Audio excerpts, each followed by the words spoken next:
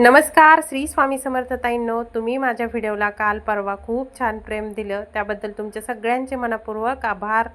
इकडे सकाळी सकाळची मॉर्निंग पूजा शेअर केली तुमच्यासोबत. छान सकाळी सकाळी उंबरठ्याला लेपन दिलं, धूप दिवा लावला अंधार असताना. तर अगदी भारी वाटतं बरं. सकाळची मॉर्निंग तुमच्यासोबत शेअर करत आहे. सगळ्यांचे कपडे असे व्यवस्थित सकाळी ठेवले की मग काय होतं, त्यांना सगळ्यांना सापडतात. आणि जरी व्यवस्थित घड्या मारून ठेवले तर ते काय करतात, इथं नाही आहे करून आपल्या नावाने ओरडतात. त्यामुळे सगळं असं व्यवस्थित ज्याच्या त्याच्या नावानं व्यवस्थित ठेवलं का ते मग घालतात आपले आपले कपडे आणि आवरून बसतात. माझं स्वयंपाक होईपर्यंत त्यांचा कोणाचाही मला आवाज येत नाही. इकडं मी छान असे शेंगदाणे भाजून घेणार आहे आणि छान लग्नात भाजी खातो तशी वांग्याची भाजी बनवणार आहे. आता ही भाजी बनवण्यासाठी काय शेंगदाणे भाजते तोपर्यंत मी इकडं काय करते ताईंनो, काटे काढून घेतले वांग्याचे. आता खूप दिवस झाले शेंगदाणे भाजलेच नव्हते, मग मस्त भाजून घेतले. आता ह्याच कढईमध्ये मला शेवया भाजून घ्यायच्यात, कारण आहोंना करायचा होता शेवयाचा भात तिखट म्हणजे मॅगीसारखा.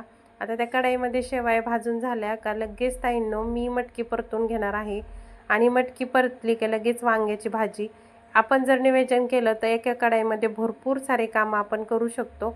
आता शेवया छान भाजल्यात. इकडे पहा, आता मी टाकत आहे मूग, मटकी आणि हरभरे. हे मिसळ मी छान अशी भाजून घेणार आहे. आता ही परतली का मस्त खायला सगळ्यांना नाश्त्याला द्यायची होती, त्यामुळं ही परतणं चालू होतं. ही द्यायची होती स्वराजला आणि आहोंना द्यायचा होता शेवयाचा भात. आता दिदी सकाळी सकाळी फक्त चहाच घेऊन गेली होती. तिला भरपूर लवकर शाळा असते, 7:30ला 7ला तिला घराच्या बाहेर पडावं लागतं. त्यामुळं मग ती गेली चहा घेऊन, कारण ती येणार होती आज 10 वाजता आणि स्वराज येणार होता 10:30ला. त्यामुळं काय केलं, सकाळी सकाळी अशी पटपट पटपट डब्याची तयारी केली. मात्र स्वराजनी काही डब्बा नेला नाही आणि आहोंच्या डब्यामुळं थोडी घाई होती. सुट्टी असेल त्या दिवशीसुद्धा मला सकाळी लवकरच उठावं लागतं, कारण आहोंच्या कामाला काही सुट्टी नसती. आता मुलांना सुट्टी असली की आपण काय करतो, चला आज टिफिन नाही आहे, थोडंसं 10-15 मिनटं म्हणा 1 तास म्हणा लेट उठतो. पण इथं तसं नाही आहे, कारण आमच्या आहोंना सकाळीच जायचं असतं. त्यामुळं काय उठावंच लागतं, विलाज नाही तिथं. मी छान अशी कोथिंबीर, कढीपत्ता मस्त सगळं कट करून घेतलं आहे, मला जेवढं हे 2-3 भाज्यांना लागणार आहे त्यासाठी. तर इकडं पहा, आता मी टाकत आहे वांगं फोडणीला. वांगं फोडणीला टाकताना मात्र ताईंनो काळजी घ्यायची, सगळे काटे व्यवस्थित काढून घ्यायचे, कारण काटे तसे राहिले तर एखाद्या वेळेस जिभीला टोचू शकतात आपल्याला. त्यामुळं पहा मस्त असे वांगे असेच देठ ठेवायचे, लंबे लंबे मस्त लागतात ते. इथं जिरे मोहरी टाकली, तेल टाकलं 1 पळीभर आणि लंबे वांगे चिरून त्याच्यामध्ये सोडत आहे तेलामध्ये. मस्त फोडणी बसली की छान लागतात. मीठ आणि हळद टाकून हे वांगं छान असं परतून घ्यायचं, मात्र हा छान गाळ शिजतं. आता याच्यामध्ये टाकायचे आहेत आपल्याला थोडंसं लसूण, जिरे, हिरवी मिरची कुटून 3 मिरच्या घातलेल्या आहेत हिरव्या आणि लसूण, जिरे, अद्रक घातले. इथं मस्तपैकी लाल तिखट टाकलं आणि थोडासा मसाला टाकला आहे मी घरी बनवलेला. बाकी दुसरं काही टाकलं नाही तरीसुद्धा आपल्या भाजीला छान तरी येते. जास्त काही मसाले आणायचे नाही, लय भेसळ करून खाऊ घालायचं नाही. जेवढं होईल तेवढं आपलं घरच्या घरीच मस्त मसाला बनवायचा आणि तोच टाकायचा. इकडे पहा ठोकर असा कुट्टा मी टाकून घेतला आहे, छान अशी कोथिंबीर. आता थोडासा पाण्याचा शिपका द्यायचा आणि झाकण ठेवून द्यायचं, तर आपल्या वांग्याला छान अशी तरी आली आणि मस्त वांगं शिजलेलं आहे. नक्की असं वांगं करून पहा, असं आपण लग्नामध्ये खातो. मीठ आणि हळद मस्त परतून घेतल्याच्यानंतर छान होतं. इकडे पहा भाजी करता करता स्वराजला सोडायला चालले, कारण आहोन गेले होते आंघोळीला. म्हणलं चल स्वराज मी सोडते, त्याला सोडून आले. तोपर्यंत वांगं छान असं शिजलं होतं ताईंनो. इकडं बनवत आहे छान असा तिखट मसाले भात शेवायचा. हा भात नक्की बनवून खा, खूप खूप छान लागतो खायला. थोडंसं मीठ टाकलं कारण याच्यामध्ये ना शेवयामध्ये आपण मीठ घातलेलं असतं. तर पहा मॅगीसारखा हा भात तयार आहे.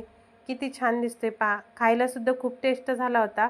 फक्त आहोंसाठी बनवला होता. याच्यावरती थोडीशी तुपाची धार टाकायची, मग छान लागतो. इकडं चपाती बनवणं चालू आहे. आता आपल्याला द्यायचा आहे आहोंचा डब्बा भरून.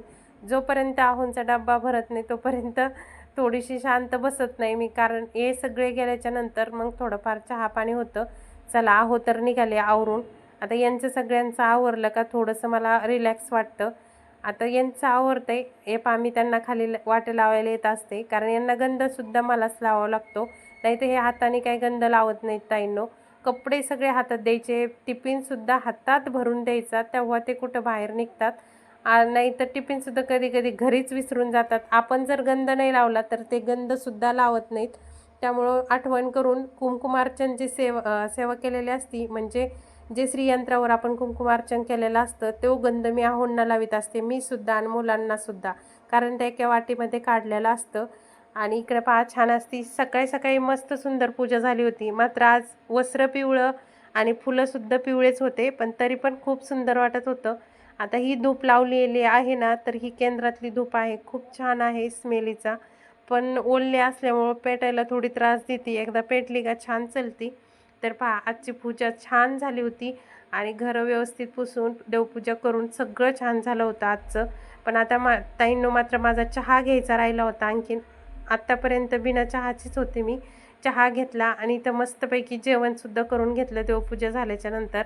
इकडं पहा जेवणामध्ये मी काय केलं होतं, मस्त ठेचा भाजला होता आणि कैरी आणि वांगं आणि ज्वारीची भाकर. बरं ताईंनो, हे समोर जे घर दिसतंय ना तुम्हाला पलीकडं, आणि त्या घराला ना रात्री आले होते आमच्या गल्लीमध्ये चोरं, आणि चोरं आले आणि रात्रीच ते कुलूप वगैरे तोडलं. घरामध्ये काहीच नव्हतं, पण पहा 2-3 कुलपाचा नाश केला. त्याच्यामुळं आता सध्या खूप पाऊस नाही आहे, त्यामुळं जास्त कलमा आहे चोराचा. सगळ्यांनी काही गरज नाही ते सोनं घालायची, काय गरज आहे. आहे ते आपल्याला माहिती आहे ते आपल्या घरच्यांना माहिती आहे. लोकांना दाखवून काय करायचं आहे. आपल्याला जे आहे ना ते आहे, ते आपल्यालाच माहिती आहे. दुसऱ्यांना दाखवू नका. जास्त सोनं घालून कुठं फिरूसुद्धा नका ताईंनो, कारण हे असं होतं आहे, कधी काय होईल सांगता येत नाही. आपण सोशल मीडियावर एखादा फोटो अपलोड केला तर संध्याकाळीच लोकांचा विचार बदलतो. असं वाटतं की बाई हिने सोनं घातलं होतं, किती सोनं आहे. मग ते तसं नको व्हायला, त्यामुळं आपण आपली काळजी घेतली पाहिजे. दुकानात आले, स्वामींच्या दर्शनाला गेले दुकान उघडायच्या आधी, आणि इकडं पहा असं असतं, घरून दमून आल्याच्या नंतर इथं येऊन हे काम करावं लागतं. आदल्या दिवशी संध्याकाळी एखादं गिऱ्हाईक केलेलं असलं तर एवढ्या साड्यांच्या घड्या मारावं लागतात. मग पहा किती मोठा ढिगल पडलेला आहे. त्याच्यानंतर महाराजांचा फोटो व्यवस्थित पुसून घेतला, अष्टगंध लावला, कारण एवढीच महाराजांची सेवा असते. कारण इथं काय हार वगैरे आणत नाही मी, कधीतरी आणत असते गुरुपौर्णिमेला याला, कारण जाणं शक्य नाही मार्केटमध्ये. तर छान सुंदर महाराजांचं गंध पावडर करून घेतलं, दुकानात झाडू मारून घेतला. आता आम्ही सगळ्या मैत्रिणी बसत असतो थोड्या वेळ, पण आज काही बसलेच नाही. बसलं का मग मला संध्याकाळीच 11 माळी करावं लागतात. लगेच हे काउंटर घेतलेला आहे मी केंद्रामध्ये, आणि याच्यावरती लगेच 11 माळी जप करून घेतला. आता इथं बसल्या बसल्या काही काम नसतं, आल्या आल्या लगेच गिऱ्हाईक नसतं, थोडेफार गिऱ्हाईक येतं, पण म्हणलं चला जप करून घेऊया. काही नाही होत, जप करता करता उठलं तरी चालतंय. काय म्हणतात ना, मनीने भाव देवा माल पाव, तसं नसते. आपण मनात भाव ठेवला तर देव आपल्याला नक्कीच पावतो. आणि इथं मी जप करता करता किती वेळेस उठत असते कुणी आल्यावर, मात्र आपण असं रिकाम्या वेळेत बसूच तर मस्त जप करून घेतला. त्यानंतर आता वटपौर्णिमा आहे, मस्तपैकी इकडं पायांना नीलपेंड लावून घेतली. दुकानात बसल्यावर भरपूर कामं करू शकतो, म्हणलं चला आज नीलपेंडच लावायची.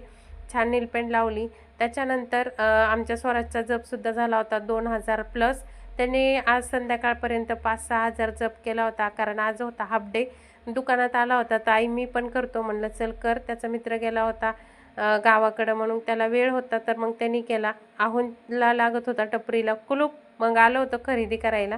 छान असं मोठं कुलूप खरेदी केलं. पितळाचं कुलूप खूप आवडलं होतं, पण त्या ताई म्हणे हे व्यवस्थित टिकणार नाही, पावसाळ्याचे दिवस आहेत, काळं पडन आणि लॉक खराब व्हायची भीती वाटते. बरं ताईंनो, आजचा व्हिडिओ तुम्हाला कसा वाटला नक्की प्लीज, एवढं छान पाहताय तर कमेंट करून नक्की सांगत चला. तर चला आता मी व्हिडिओचा एंड करते, भेटूया उद्याच्या व्हिडिओमध्ये. चला, श्री स्वामी समर्थ ताईंनो.